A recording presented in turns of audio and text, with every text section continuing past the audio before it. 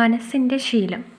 നമ്മുടെ മനസ്സിനെ ചെറുപ്പം മുതലേ നമ്മളെ എങ്ങനെയാണോ മറ്റുള്ളവർ നമുക്ക് പറഞ്ഞു തന്നിരിക്കുന്നത്, ആ രീതിയിലാണ് നമ്മുടെ മനസ്സ് ശീലിപ്പിച്ച് ഇങ്ങനെ വന്നിരിക്കുന്നത്.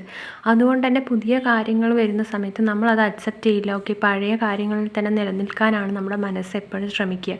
ഇപ്പോൾ ഉദാഹരണം സൗന്ദര്യം എടുത്താൽ ഓരോ രാജ്യത്തും സൗന്ദര്യത്തിൻ്റെ ഡെഫിനിഷൻ വേറെ വേറെയാണ്.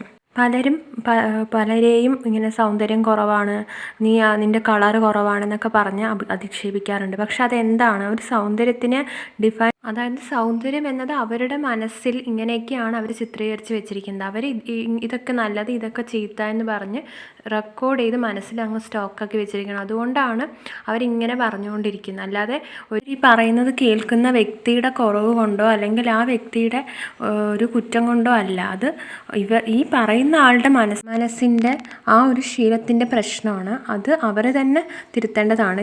കാലം മുന്നോട്ട് പോകുമ്പോൾ ഇതിനെല്ലാം മാറ്റം വരുമെന്ന് തന്നെ നമുക്ക് വിശ്വസിക്കാം.